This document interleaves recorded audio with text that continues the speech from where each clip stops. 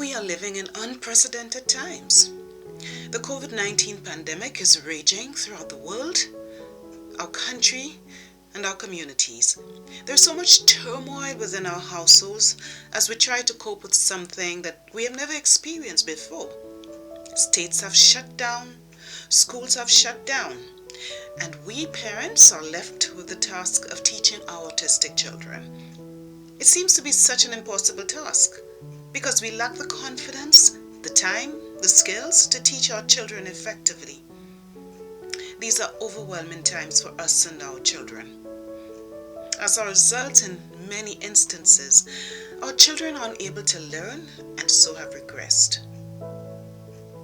But I'm here to tell you today that you can. Yes, you can teach your autistic child in as little as 1 hour a day. My name is Delia, and I'm the mother of 2 wonderful autistic boys, ages 14 and 12. And like so many of you, both boys had to learn remotely. The 14-year-old did well, but my 12-year-old, his name is Paul, he had tremendous difficulty sitting in front of a computer and following his teacher's directions. It was quite traumatic for him and for me. So it was left up to me to teach my child asynchronously. Let me add here that Paul is severely autistic, he's nonverbal, and he has not learned basic skills like writing, counting, adding, and so on, even though he has been taught these skills for many years. Now initially, I was so afraid to teach Paul. I did not have the confidence that I would motivate him enough to learn those skills that he was deficient in. But I had to do it. And so I did. I did it for 1.5 to 2 hours every day. And after 4 months, I am so excited to say that Paul has come such a long way. He can write his name, he can count, he knows his letters, he spells, he knows his numbers. And guess what? He's happy and he's so excited to learn. So how did I do it? Let me give you a few tips for teaching your child. Tip number 1. Have a positive attitude towards learning. Know that you can. You and your child can achieve so much with the right attitude, and don't be afraid. Tell yourself that you can do it. Be enthusiastic, excited about teaching your child, and communicate that positive energy to your child. That energy will be so contagious, and your child's behavior will reflect that positive vibe. Tip number 2. Teach your children in the way that they learn. Not necessarily how you were taught, or even how their teachers expect you to teach them, but how they will learn. You know your children. You know what motivates them. So use that to teach them. So for example, my son Paul, he loves sitting on my lap. So when I want to teach him a concept that may be new or difficult for him, I let him sit on me. Or sometimes I would need to stoop to his eye level to teach him. This works especially because he is nonverbal. So therefore he can hear and also see what I am saying. He can focus on how I shape my lips to form words. So the point is, do whatever you need to do to help your child to learn. Tip number 3. Prepare a daily schedule for your child and try to keep to the schedule as much as possible to establish routine. So for example, on Monday, you may have write the letter P and the letter A. Then you may want your child to cut along a straight line, or you may want your child to match quantities to numbers. In the schedule also include play.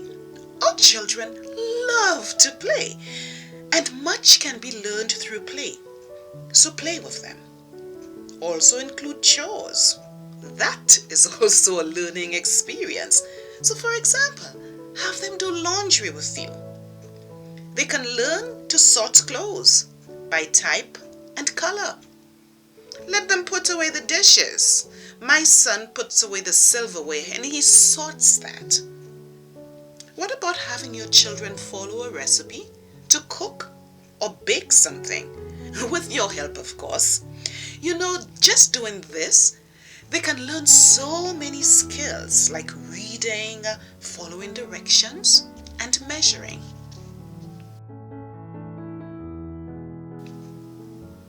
Tip number 4. Create a learning space and let that space be comfortable, and use that space every day for learning. Tip number 5. Prepare your child for learning. Now you need to do this especially when you first start teaching your child. Remember, your children are not used to you teaching them. Neither are they accustomed to learning from home. So you must motivate them and make it enjoyable for them. So let them partake in their favorite things. So for example, my Paul, he loves chasing. So right before learning, we would run all around the house several times. That is so exhilarating for both of us. He also loves stickles. So what do your children like? Do they like to play outside? Then do a bit of that. Do they like to play hide and seek? Then get going. You find somewhere to hide. What about the iPad? Our kiddos love the iPad. Then let your child use the iPad for a couple of minutes. Once you have allowed your children to experience what they enjoy doing, then they are ready to come with you to be taken to the next level. That is, to learning. Tip number 6. Deal effectively with their short attention span. Our kiddos are unable to focus on tasks for a long time. They are easily distracted. So give them short bursts of learning, no more than 10 minutes, with breaks in between. And during these breaks, reward them for their learning and have them do something they enjoy, maybe for 2 minutes. And always divide tasks into small subtasks. For example, if you want your child to write the word open, first ensure that they can write each letter well before writing the entire word. Also use concrete objects and things they enjoy to teach them abstract concepts. So let's say you want to teach your child to find 2 + 1. What you need to do first is to look for objects around the home to teach that. So you can take 2 apples, have them count that. Take 1 apple, have them count that. Then have them put the apples together and count the 3 of them. So therefore, 2 + 1 = 3. And be patient with your child. Always remember, your children need extra time to think, to process information, and to respond. Tip number 7. Use a completion chart. So you take a sheet of paper, or if you have a whiteboard, that's great, and write what you hope to accomplish that day. So for example, maybe you wanted them to write their name, or you wanted them to add. So as your child completes each of these tasks, you can put a check mark, or maybe even a smiley face next to that task to show that your child has completed it and that they did it well. And that that small act inspires them to want to learn more. Tip number 8, use visuals. What you can do is place charts throughout your home to reinforce learning. But do not put too many charts, or else that would overwhelm your children. So for example, you may have an alphabet chart, you may have a numbers wall chart, or even something dealing with colors. Tip number 9, incorporate your child's interests into learning. Now we know our kiddos, they have special interests. They are sometimes obsessed with certain things, like some toys, dinosaurs, traffic lights. My son loves trains, but he does not like to read. So what I would do is to buy a book on trains and have him read that. And you know what? He would read it because he loves trains.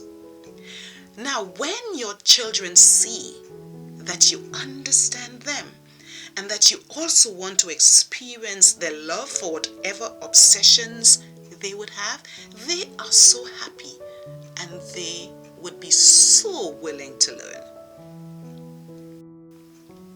Tip number 10, display your child's work. They will be so happy when you do that. So did your child work on coloring today? Then put that up on the wall. Did they do well at spelling? Then take that word and put it somewhere where everyone at home can see it and so will praise your child. Did they do any artwork? Then display that too. And let them know and see how very proud you are of them. So here you have it, folks. 10 tips for teaching your autistic child. Try these techniques and watch your child learn and grow.